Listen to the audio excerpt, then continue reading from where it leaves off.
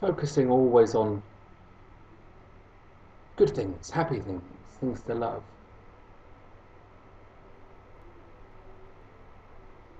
Does that enforce duality?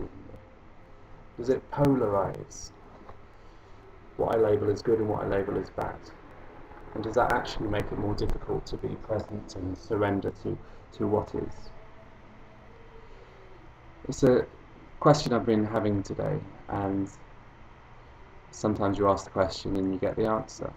And I went along to find out about some acupuncture. As I went, my bike got a puncture again, and I managed quite well to be equanimous about it, neutral about it, and think, okay, that's fine, I can deal with that.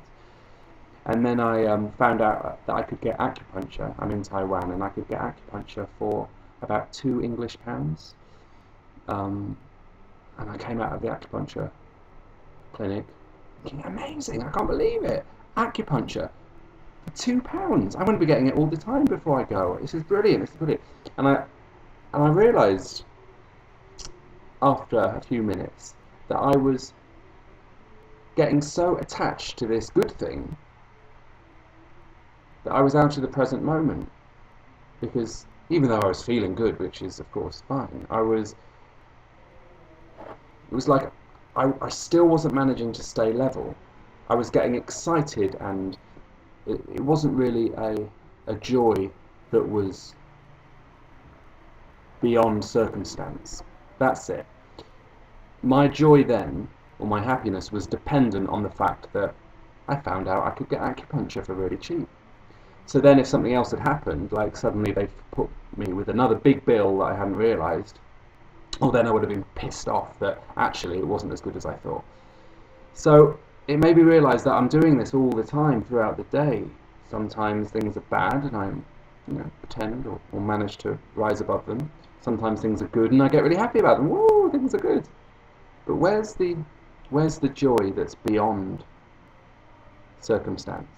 Where's the joy and the acceptance and the contentment and the presence and the consciousness that's beyond depending on things to work out for you? And I felt a very strong sense of serenity and also the edge of something quite scary, to realise that the key is to truly find acceptance of what is. So whether, take an extreme example, whether I die too early, whether I die tomorrow, whether I totally fail on the outer circumstances in my career, whether my apartment catches fire and all my stuff gets burned. In those situations, can it not matter to me? Can I be so free from needing things and needing to have my ego bolstered and boosted? Can I be so free that I'm joyful whatever? I think it's possible, and I think that's what Eckhart Tolle talks about when he mentions freedom, goodness or joy that is beyond the polarities of good and bad. It's finding this way to integrate what is with what is, and being here with being here, and sort of beyond thought, really, beyond thought. It's very strange. Of course, I feel like I'm rambling now because words don't really explain it. But the whole thrust of what's been happening today is that whether circumstances seem good or seem bad, it doesn't matter. It doesn't matter. The only way to be free is to not give monkeys what happens. And do we really not give a monkeys? I think my ego still cares quite a lot about certain things.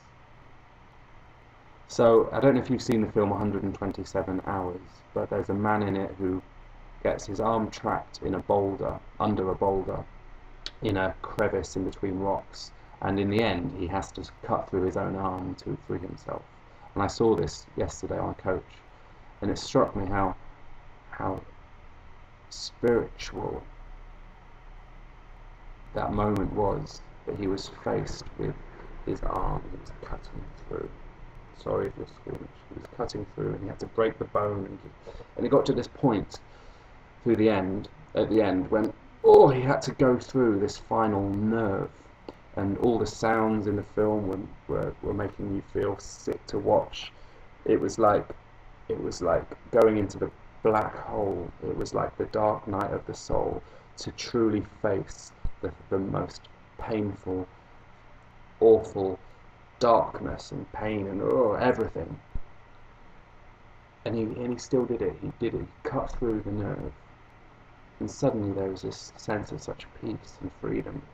It was as simple as that. All he had to do was realise that all this was temporary, really. All this was temporary. It was an illusion. Cut through it. And that was freedom. So maybe awakening isn't just this easy process. Maybe there does come a point where we have to face our fears. But that's okay, because they're still illusions. And we can still do it. Maybe it's okay if things are bad and scary and negative sometimes. Maybe that's inevitable. Maybe we can embrace that and know it's a necessary step, but sometimes us to step into the void